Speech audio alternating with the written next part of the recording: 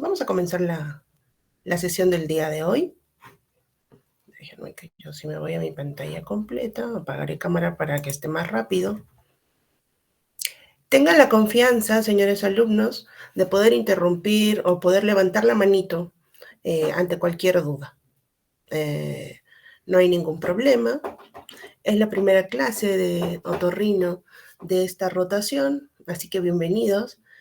Para los alumnos que ya están haciendo la primera rotación de forma práctica, ya hemos visto ese tema, así que es como un recordaris para ellos. Sin embargo, vamos a grabar la clase para que todos la tengan disponible para cuando a cada uno de ustedes le toque hacer la rotación de otorrino. Bueno, comenzamos entonces.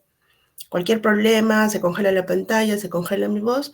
El señor delegado, estoy atenta también al celular, me avisa, me da una llamadita para solucionarlo lo más rápido posible, ¿sí? Comenzamos entonces con el tema del día de hoy. Abordaremos primeramente la otitis media aguda. Estas son las competencias que se piensa que podemos alcanzar durante la clase. Espero su motivación con esta pequeña imagen en la que vemos un niño con dolor, miren la fascia sálgica, señalándose la zona dolorosa, que en este caso es el oído.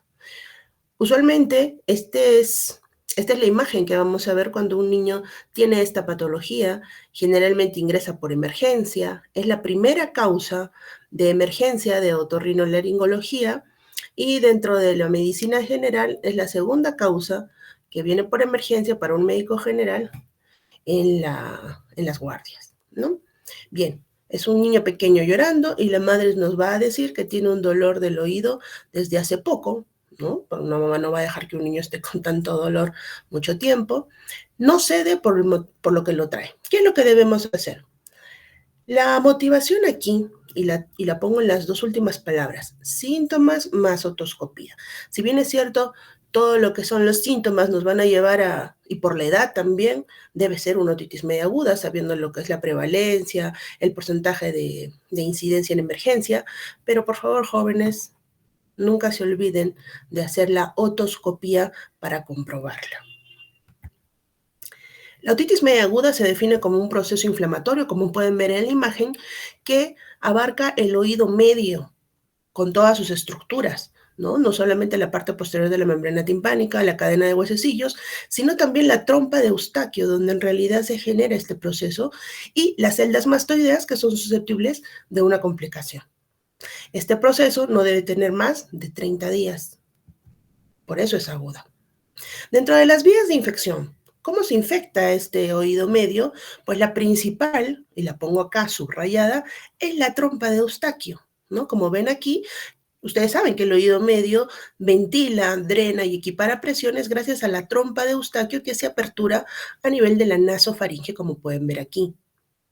Si hay algún proceso inflamatorio, alérgico, obstructivo, mecánico que obstruya la trompa de Eustaquio, se puede generar el inicio de la otitis media aguda.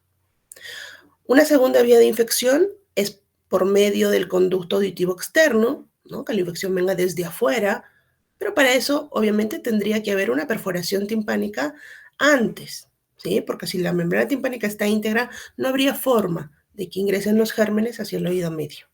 Y finalmente otras vías de infección, la hematógena, linfática y meningógena.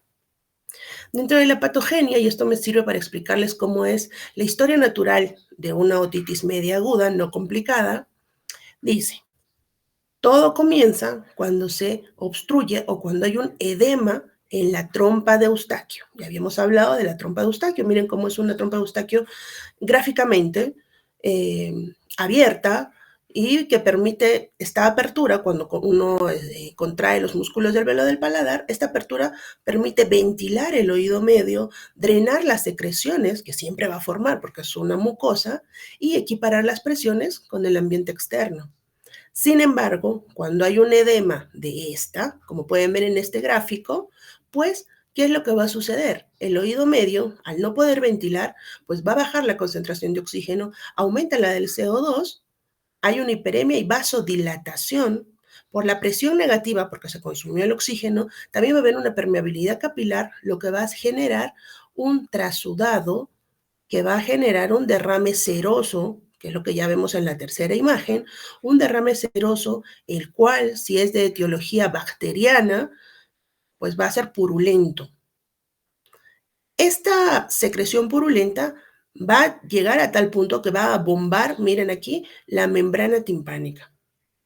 La historia natural de la enfermedad nos dice que este abombamiento pues es la parte más dolorosa y si esto es purulento pues con fiebre del paciente. Hay una zona que va a sufrir necrosis dentro de este abombamiento y va a producirse la otorrea. Se produce la perforación y la correspondiente otorrea. Cuando ocurre la otorrea, jóvenes, la fiebre y el dolor automáticamente caen. Eso es la historia natural de la enfermedad.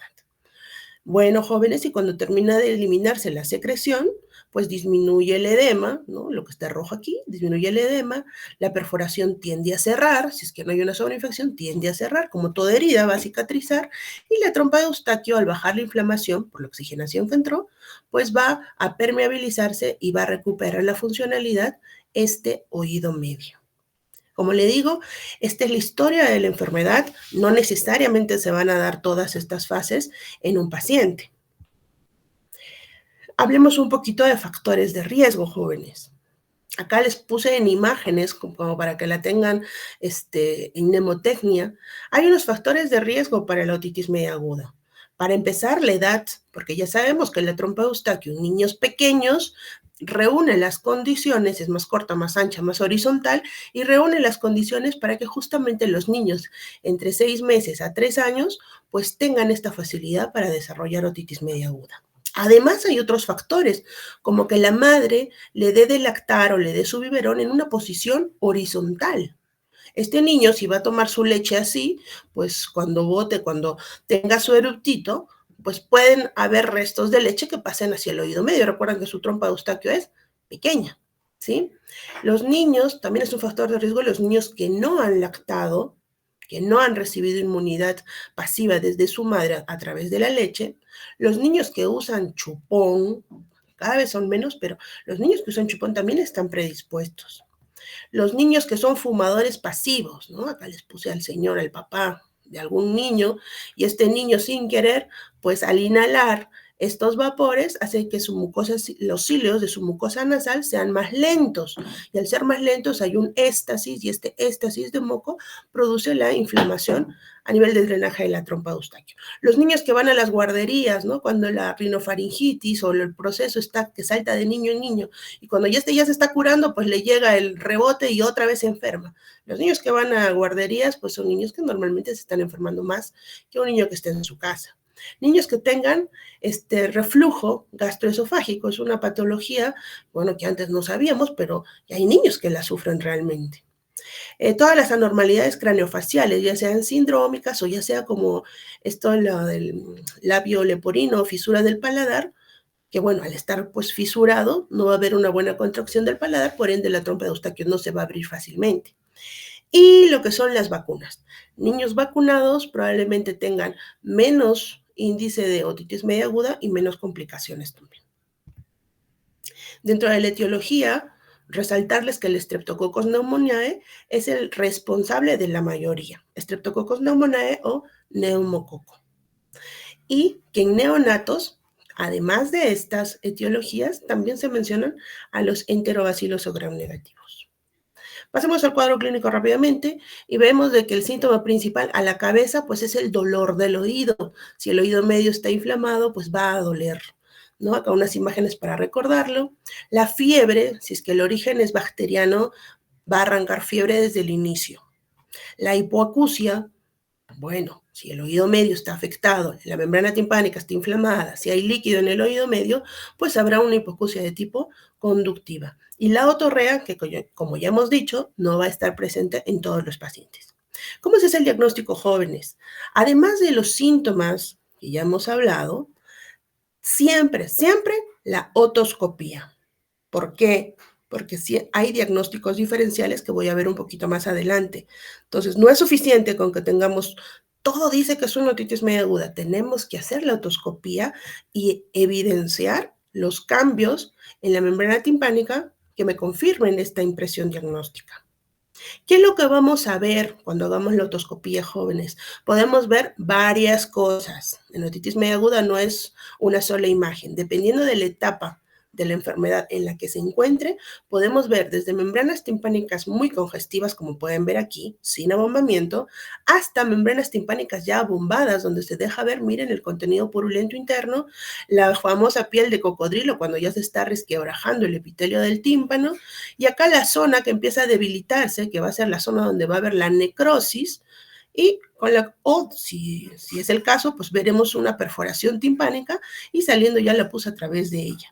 Y si el cuadro, en el control, cuando terminen ya su tratamiento, seguramente podrán ver las fases de resolución, cuando ya la perforación timpánica pues va cerrando, ¿sí? El tratamiento, jóvenes, si el niño viene con dolor, pues lo primero que daremos es algo para él, dolor. Daremos analgésicos que tengan también poder antiinflamatorio, el más accesible en cualquier medio de salud, primer nivel, segundo, tercero, va a ser el paracetamol. También podríamos dar ibuprofeno. Cualquiera de los está muy bien. Si el niño tiene fiebre, porque no todos van a tener fiebre, pues daremos el paracetamol. Les calmará, además de calmarles el dolor, también les va a ayudar con lo de la fiebre. Antibióticos, siempre por 10 días, para dar un tratamiento completo, jóvenes. El antibiótico de primera línea va a ser la amoxicilina. En caso de los alérgicos podríamos utilizar la claritromicina. Segundo nivel, o sea, si es que ya estuvo recibiendo este antibiótico previamente, no le vamos a seguir dando lo mismo. Pasamos a segunda línea, como la amoxicilina con ácido clavulánico y la cefuroxima. Y de tercer nivel, ya son los parenterales como ceftriaxona y clindamicina. Ojo, jóvenes, ustedes van a ir a primer nivel de atención y todavía hay colegas que usan el cotrimoxazol, el cefaclor. Esto ya está probado, está demostrado, no abarca todos los gérmenes de otitis media aguda. Así que se los puso en rojito, ya no utilizar. ¿Qué es lo que tenemos que aprender con el manejo de antibióticos? Que no se les da a todos los niños. Jóvenes, ¿qué dicen las guías prácticas? ¿Qué dicen los protocolos? ¿Qué dicen lo que necesitamos aprender? Que los antibióticos se utilizan en niños menores de 6 meses, porque es una población de mucho riesgo. Los niños menores de 6 meses siempre damos antibiótico con el analgésico, siempre, desde el primer día. Pero a los niños mayores de 6 meses solo se le da antibiótico si es que presenta algún síntoma de gravedad de la otitis media aguda. ¿Cuáles son estos síntomas de gravedad? Que esté febril, que la otitis media aguda sea en ambos oídos o que tenga una salida inminente de la otorrea, o sea, que sea activa, aguda, que la madre nos diga, hace unas horas empezó a salirle la pus, ¿verdad? Estos síntomas de gravedad hacen de que nosotros también, en estos niños mayores de 6 meses, iniciemos o arranquemos antibiótico desde el principio. De estos tres, el que me gustaría que nunca se olviden, jóvenes, es la temperatura. Es el principal. Otitis media aguda con fiebre, arrancas antibiótico desde el principio. Si no tiene fiebre, podemos aplicar el protocolo. A ver, ¿qué dice el protocolo? Y lo abordamos con un ejemplo. Tenemos un niño pequeño con notalgia derecha, o sea, es unilateral, temperatura menor a 38.5 y en la otoscopía un tímpano hiperémico, o sea, no hay otorrea, no hay abombamiento, no supura. En este caso, miren, aplicando que es un niño mayor de 6 meses, que no es bilateral, que no hay otorrea, que no está febril, en este caso pues no se indica el antibiótico. Lo que indicamos es un antiinflamatorio a dosis correctas y su control en 72 horas. Jóvenes, les subrayo el control en 72 horas porque si no es posible hacerlo, no te arriesgues. ¿Sí? Bueno, sigamos. Antiinflamatorios y control al tercer día. ¿Qué pasa al tercer día? Si el niño mejoró, bueno, continuamos solo con nuestro antiinflamatorio y confirmaremos pues, que se trata de una otitis media aguda viral. Pero si al control del tercer día el niño no mejoró, está igual o está peor, pues en ese momento le agrego el antibiótico de primera línea al tratamiento antiinflamatorio. ¿Correcto? Nuevamente, esto depende siempre y cuando aseguremos el control de las 72 horas. Si no está seguro que el paciente va a venir a su control, por X razones, inicias antibiótico desde el primer día. Tratamiento quirúrgico. Obviamente, el tratamiento quirúrgico que consiste en esta timpanocentesis, hacer una punción en la membrana timpánica para drenar el contenido, pues no lo vamos a hacer en todos los niños. Está reservado únicamente para complicaciones de otitis media aguda como parálisis facial o mastoiditis, cuando tengamos un niño séptico, cuando tengamos un paciente hospitalizado que pese a todo el tratamiento no resuelve la otitis media aguda y tampoco termina la historia natural de la enfermedad, no drena espontáneamente. En esos casos puntuales se hace una timpanocentesis. Jóvenes, hace 15 años en el Hospital Honorio Delgado no ha habido necesidad de hacer la timpanocentesis, pero es necesario saberla. Y es necesario que también sepan que este procedimiento, que la timpanocentesis o punción timpánica, no se hace en cualquier lugar de la membrana timpánica, se hace en cuadrantes inferiores. Doctora, ¿por qué? Miren que está en la parte superior, ¿sí? Complicaciones de esta patología. Tenemos dos, clasificadas como intratemporales e intracranianas. Dentro de las intratemporales, la más importante o la más prevalente será la mastoiditis aguda, de la que vamos a hablar un poquito más adelante. Y dentro de las intracranianas, pues tenemos desde meningitis hasta trombosis y abscesos cerebrales. Les hablaba de que siempre, por favor, hagamos la otoscopía. ¿Por qué? Porque miren el diagnóstico diferencial que podemos tener en un niño con dolor de oído. Podemos tener desde otitis externas o también conocidas como otitis del nadador.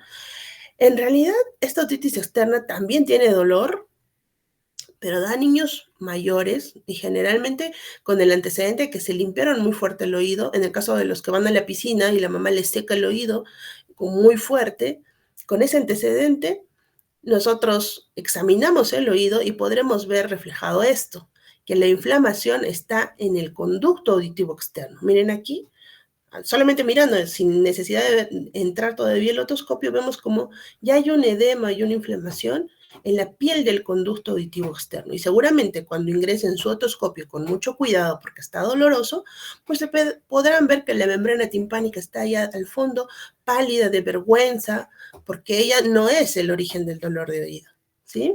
Entonces, otitis externa dentro del diagnóstico diferencial. También tenemos las meningitis bullosas.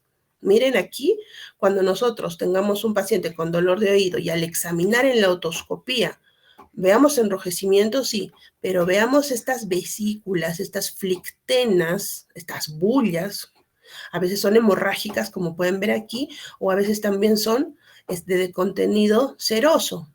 Cuando veamos estas imágenes flictenares sobre la membrana timpánica, esto no es otitis media aguda. Esto es una infección viral que está produciendo que estas ampollas pues hagan doler a la membrana timpánica. Y otra cosa, ¿qué pasa si el niño con dolor de oído ingresas al otoscopio y ves esto? Cuerpos extraños, ¿no? Un insecto que de repente está vivo y que puede estar moviéndose. Ojo, si tú encuentras un insecto en un niño o en un adulto que está vivo, no vas a intentar sacarlo vivo. Tienes que primero volverlo inanimado, ¿no? De animado a cuerpo extraño inanimado. Y colocarás glicerina, furacin. Si no tienes nada a la mano, pues hasta el aceite de bebé o el aceite de cocina, ¿para qué? Para que ya no lastime al paciente. Y acá también, en niños, esto sí es frecuente en niños, los cuerpos extraños. Se meten algún objeto pequeño y con la finalidad después de sacarlo, ingresan un hisopo y lo terminan impactando, miren, contra la membrana timpánica y también va a estar dolorosa, ¿no? Dentro del diagnóstico diferencial también, y que lo van a poder observar con una otoscopía. Y en adultos, porque también a un adulto le podría dar otitis media aguda, por X razones, pero ¿qué pasa si el paciente tiene dolor de oído agudo, intenso, pero cuando ingresas al otoscopio ves un tímpano normal, un conducto auditivo normal, no hay problema en el oído? Esta es una otalgia propiamente dicha, y la más común de las otalgias cuando el oído no está implicado es esto: una artritis o un dolor en la articulación temporomandibular, y esto es frecuente más en adultos. Así que jóvenes, siempre, siempre otoscopía. Les dije que íbamos a hablar un poquito de mastoiditis aguda, y es una infección, es una complicación que infecta o inflama las celdas mastoideas. ¿Cómo lo podemos nosotros observar clínicamente? Porque miren, va a haber un enrojecimiento de la parte posterior del pabellón auricular y seguramente cuando toquemos esta área pues va a ser más dolorosa. Acá el origen o el germen más frecuente, al igual que otitis media aguda, pues es el neumococo. Aparte de la otitis media aguda va a haber este síndrome doloroso en mastoides, el síndrome o el síntoma del despegamiento de la oreja. Mira, el pabellón comprometido se va hacia adelante. En la otoscopía de repente hay una caída de la pared posterior superior del canal auditivo y dentro de exámenes auxiliares, pues de hecho una tomografía para ver qué tan grave está el proceso y obviamente esto es de manejo hospitalario, como toda complicación de otitis media aguda. Dependiendo de lo que haya en la tomografía, se hará un drenaje o se hará una mastoidectomía si es que ya hay mucha lisis de las celdas mastoideas. Una mastoiditis también se puede complicar, una complicación de la complicación. Y ahí, aparte del proceso ubicado en mastoides, pues puede, miren, por disección, también provocar abscesos cervicales, abscesos superiósticos de Besol, y hasta puede empezar a salir la pus a través de un orificio fistuloso, que se denomina fístula de Guillain. Otra complicación, que el niño con otitis media aguda haga una parálisis facial. Y esto por una dehiscencia fisiológica del conducto de Fallopi, también de manejo hospitalario. La petrocitis, en la cual va a haber una parálisis del motor ocular externo, mire este ojito, seguramente este niño tenía una otitis media aguda aquí y se le complicó, miren, con un compromiso del sexto par y además de un dolor intenso en la zona de la cara. También de manejo hospitalario. Las complicaciones intracraneales, pues ya no solamente van a tener un problema en el oído, sino van a tener un compromiso ya general. Estos niños son febriles, pueden tener compromiso de sensorios, signos meningios, focalizaciones, convulsiones, ¿no? Y obviamente también son de manejo hospitalario. Bueno, a manera de un repasito de lo que hemos hecho hasta ahora, jóvenes, vamos a ver unas preguntas que han venido en diferentes exámenes, no solo de la cátedra, sino en los exámenes que ustedes van a dar más adelante, ¿no? Por ejemplo, estas eran del ENAM, que bueno, ahorita están en un proceso de que va a haber o no va a haber ENAM, pero igual no está de más como repaso. Una pregunta era en el 2018 antibiótico terapia de otitis media aguda. Jóvenes, ¿qué marcamos aquí? Bueno, es la diferencia de la clase presencial y de la clase virtual, ¿no? No veo manitos levantadas. Voy a pasar a darles la respuesta y aquí la respuesta era dentro de todas, ¿no? Porque no está el de primera línea, pues pasaremos al de segunda línea y el más correcto dentro de estos es la amoxicilina con ácido clavulánico. Había otra pregunta para el internado de salud, ¿no? Niño de 5 años con tratamiento antibiótico, con notalgia unilateral, mira, del oído derecho, y que tiene fiebre, ¿no? 39 grados centígrados, pero además de esto, al examen físico, enrojecimiento, tumefacción en la zona retroauricular y encima te ponen con despegamiento del pabellón auricular. ¿Cuál es la sospecha diagnóstica? Obviamente ahí teníamos que marcar mastoiditis aguda. Otra pregunta, otitis media aguda no suele complicarse, pero cuando lo hace la más frecuente es, ¿cuál era, jóvenes? La mastoiditis aguda. Otra pregunta, paciente de 30 años, miren, ya hemos cambiado acá la edad del paciente con dolor de oído, quien súbitamente le ingresa un insecto al oído. Bueno, ya te dio el diagnóstico, refiere dolor intenso, se intensifica cuando el insecto se mueve. ¿Qué es lo que tenemos que hacer? ¿Qué es lo que tenemos que hacer, jóvenes? ¿Le echamos agüita? ¿Le damos analgésicos? No, dijimos Glicerina. que teníamos, ¿sí? A ver, ¿alguien quiere intervenir? Decía que se podría aplicar la glicerina. Muy bien, Betsabe, muy bien, gracias. Se podría aplicar la glicerina. Chicos, tienen toda la confianza ahora en el micro, en este momento de las preguntas, mientras más me respondan, menos sola me siento. Vamos. Otra pregunta, paciente de 10 años, acude por emergencia con dolor de oído, hipoacusia, antecedente de haber realizado natación, también ya te dio con eso la respuesta. El diagnóstico más probable es otitis externa. Perfecto, otitis externa, gracias. Miren, esta pregunta era del 2004 y en el 2007 la preguntaron tal cual, idéntica. Ya sabemos la respuesta, otitis externa o otitis del nadador. En el 2016, miren, paciente nadador que presenta dolor agudo en oído con signo de flogosis en conducto auditivo externo. Aparte del analgésico, ¿cuál es el manejo apropiado? Acá ya te hablan un poquito del tratamiento. Y en el tratamiento es el antibiótico tópico la respuesta correcta. Y para terminar, este conglomerado de preguntitas, paciente mujer de 42 años con notalgia derecha, y hace 14 días, desde hace 14 días, todavía sigue siendo aguda, ¿no es cierto? Menos de 30 días. A la otoscopía, miren, conducto y tímpano normales. Diagnóstico más probable, síndrome de disfunción de la articulación temporomandibular, ¿sí? Muy bien, jóvenes, hemos terminado la parte de otitis media aguda. Si hasta aquí hubiera alguna pregunta, contenta de ayudarlos. Continuamos entonces, pasamos a otitis media crónica, y aquí también el proceso es inflamatorio, compromete al oído medio, ¿sí?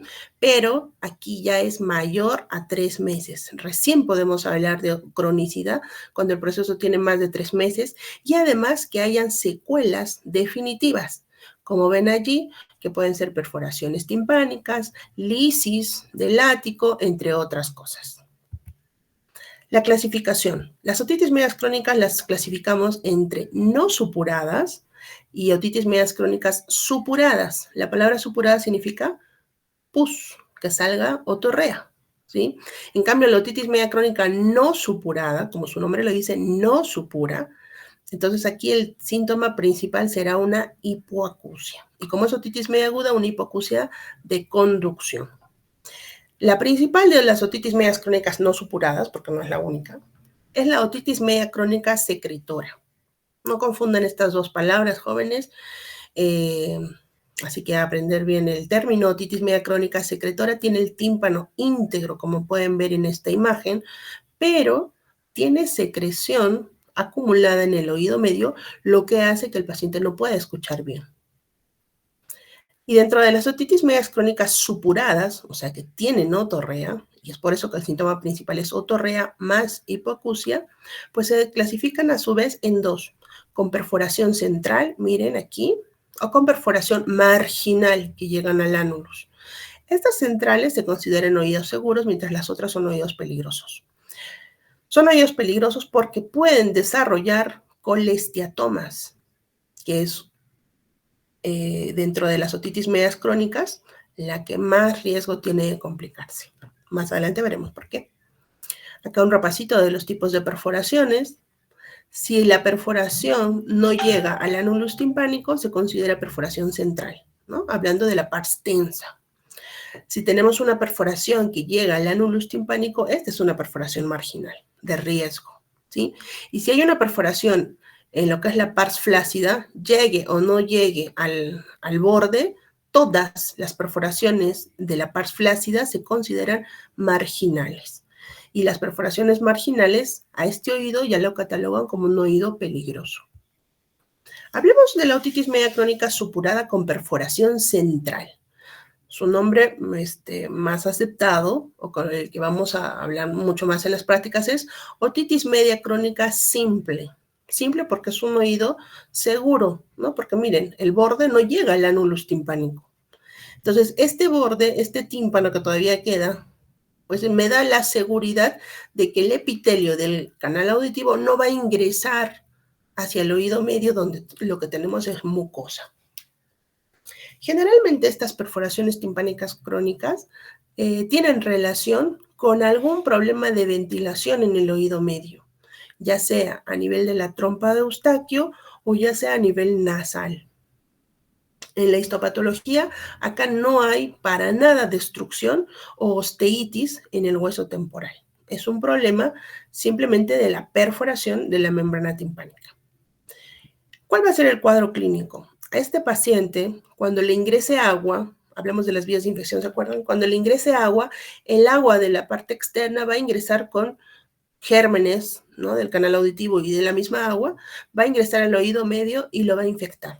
Entonces, el paciente con perforación timpánica nos va a decir, cada vez que me ingresa agua al oído, a los días siguientes empieza a salirme pus, doctor o doctora, ¿no? Entonces esta otorrea es en episodios, no es permanente, es solamente cuando le ingresa agua al oído y se desencadena una infección. Se trata la infección con antibióticos, con gotitas antibióticas y la infección cesa y nuevamente el oído vuelve a estar así, seco, con perforación timpánica, pero seco. El otro síntoma va a ser la hipoacusia, que también va a ser de tipo conductiva. Ojo, estamos en oído medio. Generalmente no da complicaciones, por eso se le dice oído seguro, ¿no? Al examen físico, nosotros en el hospital siempre hacemos detallamos cómo es la perforación timpánica, qué porcentaje, qué superficie ocupa de toda la membrana timpánica y siempre se hace una evaluación nasal, porque les hablé que esto estaba relacionado a mala ventilación, ¿no? Una mala ventilación que podría ser un tabique desviado, como pueden ver aquí y acá también, un tabique desviado, puede ser una hipertrofia de cornetes, y lo cual hace de que este oído evolucione así, con una perforación timpánica. Dentro de los exámenes auxiliares que se solicitan, cuando es una otitis media crónica simple, usualmente pedimos solo radiografía de oídos para ver la neumatización de las celdas mastoideas, ¿no? Esta es una imagen tomográfica en la que se ve la diferencia de las celdas mastoideas de un oído sano con las celdas mastoideas, miren, sin ventilar, de un oído crónico. Otro examen auxiliar que siempre se pide en las otitis crónicas son las audiometrías para valorar el grado de hipoacusia. La gran mayoría serán de tipo conductivo. El tratamiento, les dije de que a veces el oído está seco, no hay ningún problema, pero cuando está con otorrea, pues hay que dar la antibiótico-terapia y los antiinflamatorios respectivos. Por ejemplo, este es un ejemplo de tratamiento. Podemos utilizar el ciprofloxacino. Jóvenes, en otitis crónicas ya no vamos a usar amoxicilina. Eso es para otitis media aguda. Cuando son crónicas y los gérmenes ingresaron de afuera hacia adentro, pues ya hay otra flora. Y es por eso que utilizamos a las quinolonas. En este ejemplo, podemos utilizar el ciprofloxacino, que son tabletas de 500 miligramos cada 12 horas. Como antiinflamatorio, podemos utilizar un corticoide como el deflazacort, que tiene menos efectos colaterales que dexametasona o prednisona. Y también gotitas antibióticas tópicas. En otitis crónica con perforación, sí usamos gotas óticas, ¿sí? En otitis media, cuando el tímpano está íntegro, no se usa gotitas. Y las utilizamos también de quinolonas. Y además se le dice al paciente evitar el ingreso de agua al oído, no solo ahora que está con la pus, sino también cuando ya esté sin ella. Evitar el ingreso de agua al oído va a favorecer que ese oído con perforación timpánica simple pues esté seco mucho tiempo. Y cuando les preguntan, doctor, pero ya estoy cansado de estar cuidándome de que no me entre agua, no puedo ir a la playa, en la piscina me gustaría introducirme, sumergir, ¿qué es lo que tengo que hacer? Bueno, si el problema es una perforación timpánica, la solución o el tratamiento quirúrgico definitivo será una timpanoplastía, es decir, una cirugía para poder hacer que el tímpano vuelva a ser íntegro. Y para eso ustedes como médicos de primer nivel de atención, cuando terminen, pues harán la referencia por consultorio, porque es una patología crónica, ¿no? Por consultorio para esto. Ojo, si tuviéramos cualquier indicio de que esta otitis media crónica simple se estuviera complicando, ¿no? Ya sabemos cómo reconocer una mastoiditis, una parálisis facial, una laberintitis, pues en ese caso sí, tendremos que referir por emergencia por el hecho de que se está complicando. Pero si no es el caso, por consultorio es la referencia. Acá unas imágenes de lo que es el tratamiento quirúrgico, que ya les dije, otitis media crónica simple, su tratamiento es timpanoplastía. El resultado anatómico es bastante bueno, más del 90% llega a cerrar. El resultado funcional más bien es relativo. ¿Qué estructuras anatómicas se utilizan para cerrar las perforaciones? Tienen que ser del mismo paciente y pueden ser desde mucopericondrio, pueden ser fascia, puede ser cartílago. Cuando la perforación es muy chiquitita, hasta grasita del lóbulo podemos utilizar. Hoy en día el tejido que más se utiliza es el cartílago. Bueno, con eso ahora pasamos a la otra otitis supurada, que es la otitis media crónica con perforación marginal, que puede derivar a colesteatomas, ¿no? Por ejemplo, aquí tenemos el gráfico de una perforación en la zona de la pars flácida, ¿no? Y en esta pars flácida se genera generalmente es donde se desarrolla o donde inicia un colesteatoma. El colesteatoma es un pseudotumor benigno en realidad, pero como va creciendo y va provocando osteitis, o sea, lisis en los huesecillos, en las celdas mastoideas, tiene un comportamiento algo maligno, sin serlo efectivamente. Dentro de los mecanismos de acción para comprender por qué produce tanta lisis de las estructuras que están a su alrededor, pues uno tenemos la colagenasa, que junto con otras enzimas van adelgazando, debilitando el tejido óseo que está alrededor. La presión, porque la queratina se sigue acumulando. Recuerden que acá hay epitelio y el epitelio es dentro de los tejidos el que más se duplica, ¿no? Y además que de cada infección, proceso infeccioso que tenga, pues ese pH ácido va a debilitar también las estructuras óseas. Entonces, a mayor crecimiento del colesteatoma, o sea, a mayor tiempo del colesteatoma va a haber más destrucción. Por eso es de que el colesteatoma, que se inicia a través de una perforación marginal, pues es considerado un oído peligroso. Dentro del cuadro clínico, doctor, ¿cómo me voy a dar cuenta si este paciente que le sale pus es por un colesteatoma o es por una otitis media crónica simple? Fácil. El colesteatoma nunca cesa, es una otorrea persistente. A veces sale más o menos, pero nunca cesa. No es como en el oído de la otitis media crónica simple, que después del tratamiento llega a estar seco. Y si no le entra agua, puede estar seco mucho tiempo. El colesteatoma no tiene periodos de oído seco. Y además otra cosa que nunca te va a fallar. Si tú te aproximas y te acercas un poquito y olfateas, la otorrea del colesteatoma es maloliente, es fétida. Por eso te vas a dar cuenta clínicamente si el paciente tiene una otorrea por otitis media crónica colesteatomatosa. Es persistente y además tiene un olor sui generis. Es muy desagradable, ¿sí? El riesgo de complicaciones del colesteatoma, ya les decía, es elevado. ¿Qué podemos saber al examen físico? Usualmente lo que se ve en un colesteatoma es en la parte de la pars flácida, que es la zona más afectada, o en la parte superior, si es que la perforación es tan grande. Lo que vamos a ver es detritus, que es esta secreción, aparte de la pus, un contenido blanquecino que corresponde a epitelio, a detritus, a queratina, que poco a poco lo vas a ir identificando. Ahora, no significa si vemos esta zona blanquecina, ¿no?, que eso nomás es el colesteatoma. El colesteatoma en realidad lo que te está mostrando es su puntita del iceberg, ¿no? Porque mira aquí, podemos ver una parte superficial, pero ya ingresó, ya tomó el ático. Y acá una imagen, otro corte, ¿no? Para verlo, para ver desde anterior a posterior. Miren, el colesteatoma está en la parte superior, pero miren, ya invadió todas las celdas mastoideas. Así de destructivo es. Entonces, en este caso, el tratamiento, jóvenes, los exámenes son los mismos, el tratamiento va a ser, para empezar, antibióticos, porque siempre esto va a estar con otorrea, antibióticos, y el tratamiento quirúrgico, pues ya no va a ser una simple timpanoplastía, no va a ser solo reparar la perforación, sino hay que retirar el tejido colesteatomatoso. Y para eso, casi siempre se realiza una mastoidectomía. Así es el abordaje, y se realiza un fresado y exéresis, miren, de todo lo que es el tejido que se encontraba en la zona mastoidea, y así limpio debería de quedar. Entonces se realiza para la otitis media crónica colesteatomatosa mastoidectomías, ya sea en su modalidad simple o mastoidectomías radicales, pero el tratamiento quirúrgico es mucho más amplio y más complejo que una otitis media crónica simple, ¿correcto? Pasamos rápidamente a la otitis media crónica a la no supurada, o también conocido como otitis media crónica secretora. Esta, como su nombre lo dice, no supura porque el tímpano en realidad está íntegro. Lo que pasa o la patología está en el oído medio por la acumulación de un derrame no séptico, porque si estuviera infectado, pues se va a comportar como una otitis media aguda, ¿no?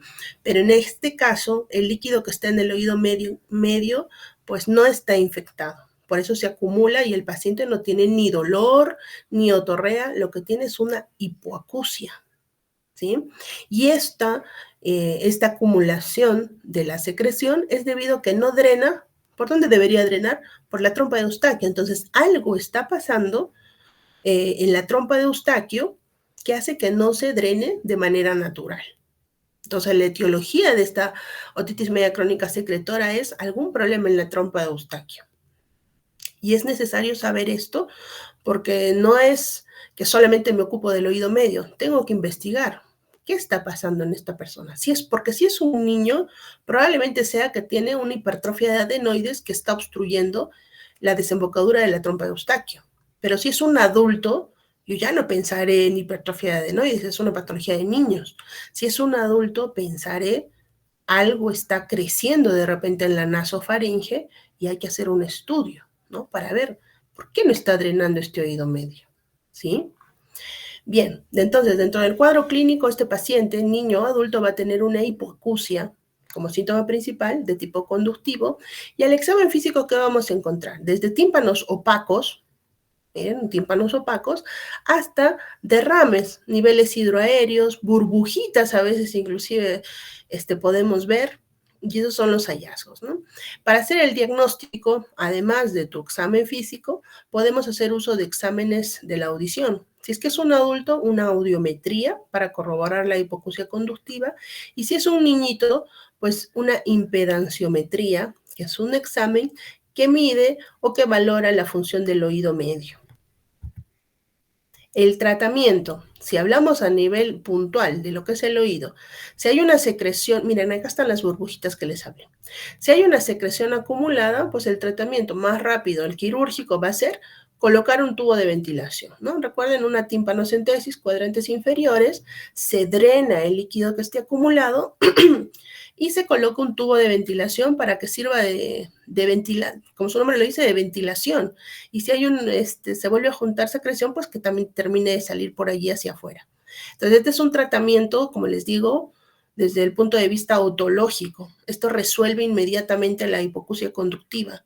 Pero ojo, tenemos que también pensar, ¿pero qué lo originó? ¿Qué es lo que está pasando en su trompa de Eustaquio que ha provocado esta patología? Si es en niños, hipertrofia de adenoides, que va a ser un tema que yo también lo voy a tocar más adelante con ustedes, pero si es en adultos, estudios, una nasofibroscopía mínimo para averiguar qué es lo que está pasando en la nasofaringe, donde debería de drenar esta trompa de Eustaquio.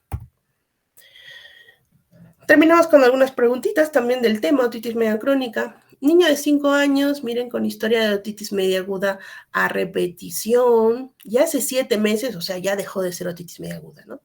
Hace 7 meses, hipertrofia adenoidea. Mira, del libro, hipertrofia adenoidea, y en este tiempo padres notan que el niño escucha con el televisor a alto volumen. Los niños pequeños nunca se quejan de que no escuchan.